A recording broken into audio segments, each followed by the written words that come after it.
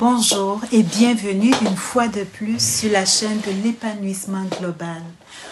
Aujourd'hui, nous recevons un invité spécial qui nous parlera de tout ce qui concerne le planning de la famille, les grossesses, l'accueil d'un nouveau-né dans la famille, si on aura le temps. Mais avant, si c'est la première fois que tu viens par ici, j'aimerais me présenter. Moi, c'est Josiane Carole. Je suis une coach familiale et de couple aussi. Et j'ai à cœur la famille, le bien-être, l'épanouissement de la famille. Alors, c'est pour ça que cette chaîne a été mise en place. Je te demande de t'asseoir confortablement et je t'invite à partager, à laisser des commentaires et à laisser un pouce de j'aime si tu trouves le contenu intéressant. À tout de suite, sans plus tarder, je t'introduis l'invité spécial du jour.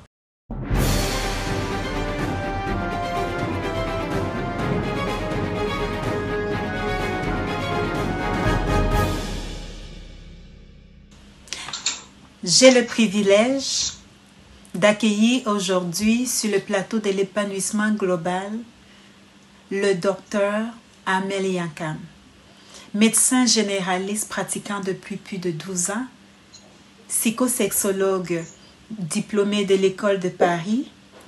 Je vous introduis et monsieur le docteur Yakam Armel qui en plus porte la casquette de prédicateur de l'évangile. Merci beaucoup, docteur, d'avoir accepté d'être présent ici. Merci. Alors, c'est un immense honneur pour nous. Puis, nous avons invité parce que nous avions à cœur que vous nous apportiez des éclaircissements sur tout ce qui touche à la famille, le planning de la famille. Parce que nous avons constaté c'est vrai, l'enfant est un être qui parfois est tellement désiré, puis il fait le bonheur de beaucoup de familles. Mais dans le même, contrairement, il y a des fois où les grossesses arrivent, des enfants arrivent de manière inattendue et on vit des cas de grossesse indésirée. Alors, c'est pour ça que nous avons sollicité pour qu'ensemble nous en parlions. Mais avant, est-ce que vous pourriez nous parler un peu plus de vous? Oui, je crois que tu as déjà dit l'essentiel. C'est le docteur Yakam, comme tu as précisé. Je suis actuellement en service à la fonction publique. Je dirige un tout petit hôpital public dans la ville de Douala au Cameroun. Ok, merci. Bon, on va entrer dans le vif du sujet, docteur. Mythe ou réalité? Est-ce que les accouchements rapprochés ou les grossesses rapprochées ou multipliées, même avoir plusieurs enfants, est-ce que c'est un facteur de risque pour les femmes en général? Oui, c'est un véritable problème de santé publique même. C'est un véritable problème de santé publique. Et je classe même ce fait parmi vraiment des inconvénients sur le plan social. Ce sont des choses tellement désagréables qui sont très courantes et qui mettent en danger la vie de nombreuses femmes chaque jour. Parce que quand les grossesses sont rapprochées, cela implique aussi beaucoup de risques. Parce que qui parle de grossesse parle de responsabilité. Et il y a beaucoup d'implications sur le plan physique, sur le plan affectif, sur le plan psychologique et même sur le plan spirituel. Vous avez précisé, je suis prédicateur de l'évangile, je ne peux pas oublier cet aspect. La grossesse apporte également, affecte également même la vie spirituelle, comme peut-être nous aurons l'occasion d'aborder tout à l'heure. Absolument. Et si on allait tout droit avec un exemple sur le plan physique, quelles peuvent être les conséquences des grossesses multipliées?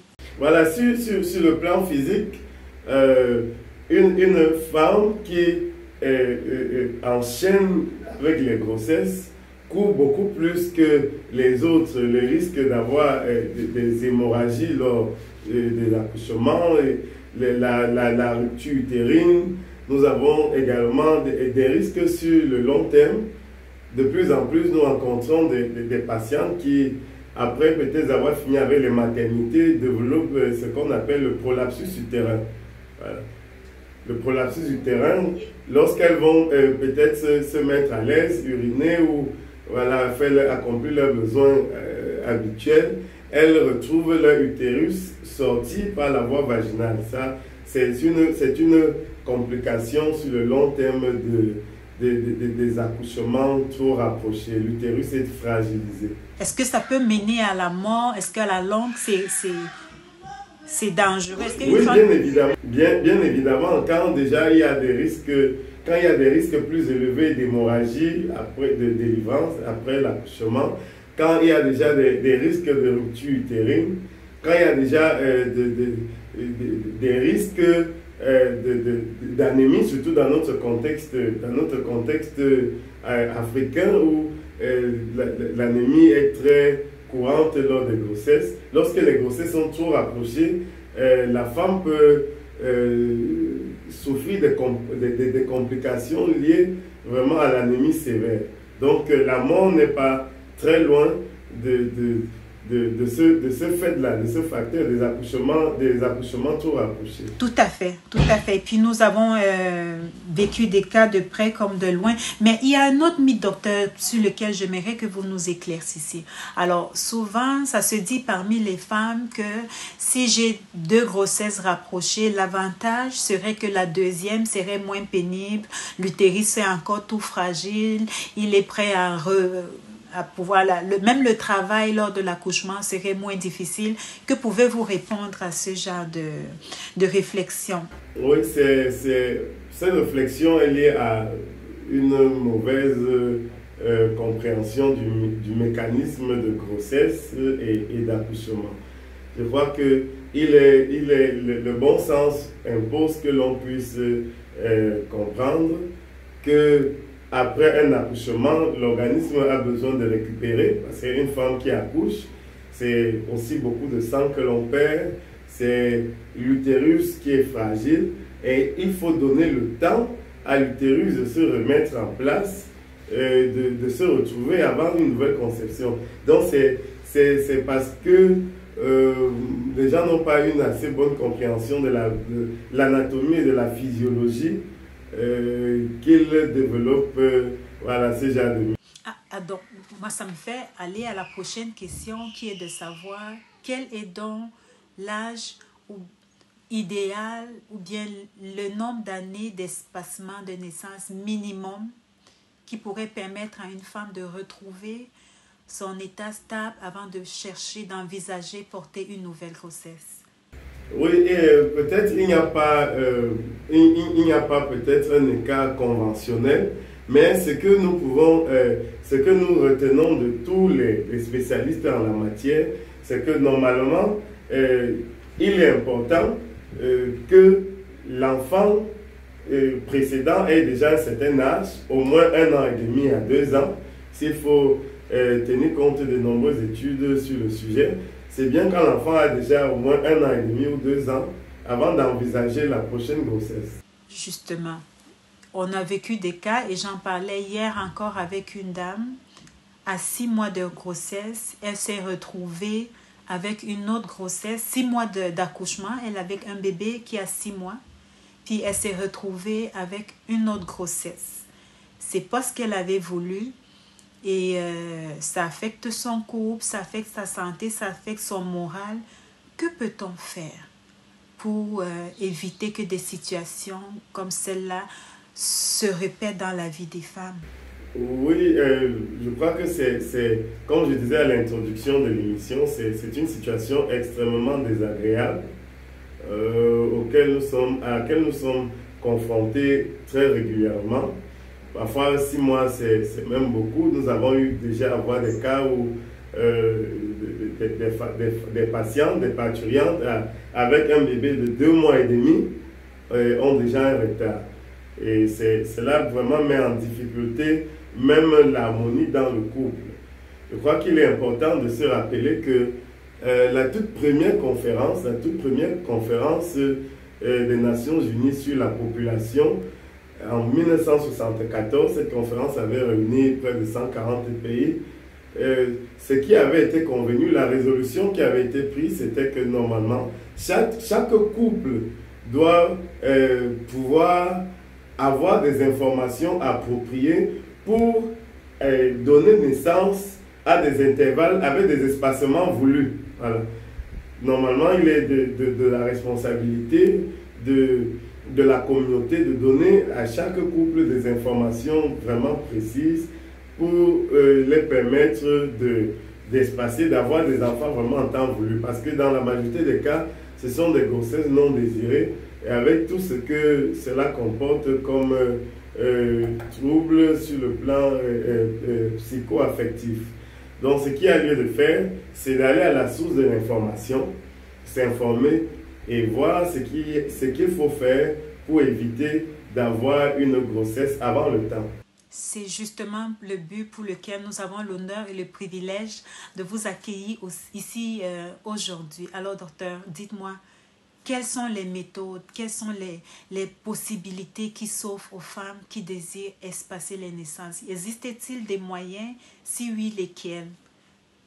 Oui, nous avons la médecine moderne aujourd'hui s'est enrichie avec de nombreuses méthodes contraceptives que l'on peut globalement subdiviser en 3 grands groupes. Nous avons les méthodes naturelles. Les méthodes naturelles, peut-être nous aurons l'occasion d'y revenir tout à l'heure. Quand on parle de méthodes naturelles, ce sont des dispositions qu'on prend sans utilisation de quelques produits que ce soit pour permettre d'espacer les naissances. Nous avons aussi des contraceptifs mécaniques, un peu comme le préservatif ou le stérilet. Voilà. Nous avons aussi des contraceptifs chimiques, comme par exemple les pilules et beaucoup d'autres produits qui sont faits à base d'hormones pour permettre d'espacer les naissances. Donc la médecine moderne a développé toute une large gamme de contraceptifs qui sont proposés aux femmes qui consultent dans des formations sanitaires. Pour faciliter, pour améliorer la qualité de vie des femmes. Justement à ce sujet, si on veut commencer par les méthodes naturelles, quelles sont les méthodes naturelles qui existent, dont on peut informer le public qui nous écoute d'ailleurs un peu partout, Côte d'Ivoire, Cameroun, Congo et dans plusieurs autres pays aussi. Nous vous disons merci de vous arrêter et de continuer à regarder la vidéo jusqu'ici. Si ça vous intéresse, laissez un commentaire, laissez des pouces, puis posez vos questions. Alors, docteur, dites-moi, les méthodes naturelles, quelles sont-elles? Bon, nous avons tout un ensemble de méthodes naturelles qui ont connu leur essor avec peut-être le conservatisme qui s'est développé dans plusieurs religions monothéistes. Je pense tout d'abord à la méthode Billings. Voilà, ça c'est une méthode qui a été mise sur pied par des médecins australiens, un couple de médecins. Voilà, quand on parle de la méthode Billings, c'est la méthode communément appelée méthode de la glaire cervicale. Voilà. Méthode de la glaire cervicale. Bon, c'est des couples australiens qui étaient, qui appartenaient à une communauté religieuse extrêmement conservatrice. Ce couple a mis sur pied dans cette méthode qui procède par l'observation de la glaire. L'observation de la glaire cervicale, parce que pendant la période d'ovulation, la glaire qui est un liquide qui est produit, qui vient depuis le col de l'utérus. La glaire devient un peu plus, la glaire devient un peu humide, épaisse, un peu style, s'il faut comparer, on peut comparer cela au blanc d'œuf. Au blanc d'œuf. Et quand on remarque que la glaire, quand la femme remarque que cette glaire de cette nature sort de ses voies génitales, elle peut avoir une idée, elle peut savoir que voilà, je suis dans ma période fertile. Donc, très souvent, selon que les spécialistes nous développent cette méthode, le couple doit procéder à l'abstinence dans les 4 jours qui suivent la constatation, l'apparition de la glaire cervicale. Donc ça, c'est une méthode naturelle qui a été conçue par ce couple australien en 1970. Nous avons aussi une méthode que je vais appeler peut-être la méthode symptothermique, voilà, pour faire la jonction entre les symptômes et la température. Il y a la méthode de la température, il n'y a pas, mais je préfère cette méthode symptothermique parce qu'elle donne beaucoup plus de résultats que la simple méthode de la température. Ah oui. En quoi consiste la méthode symptothermique?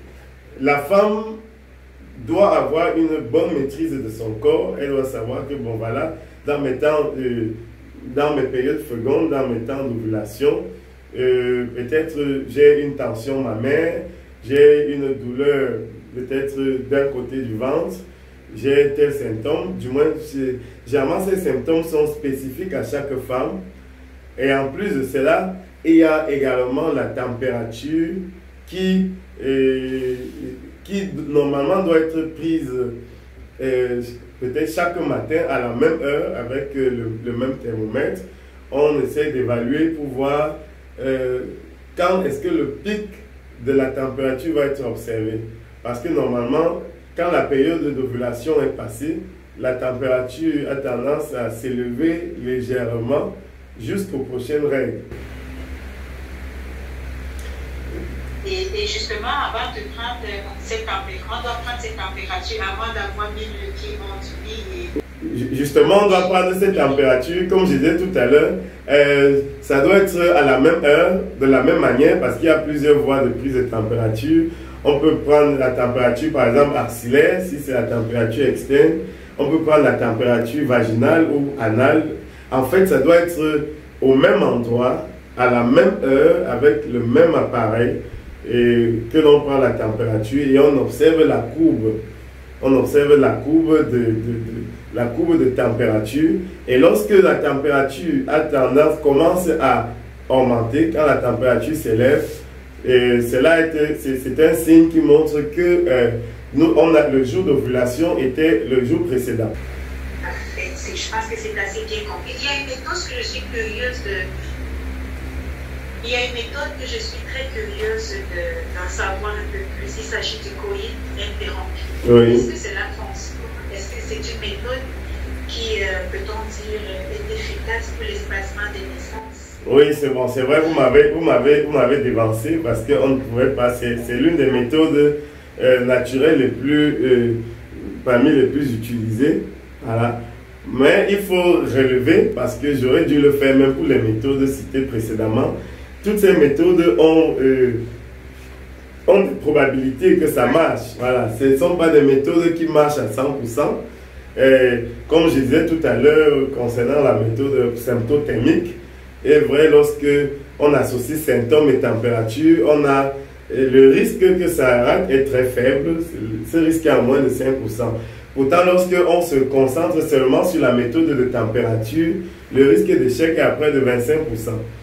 Maintenant, le coït interrompu est assez complexe parce que il demande de la part de la femme une plus grande confiance en son partenaire et de la part du mari une grande maîtrise de soi.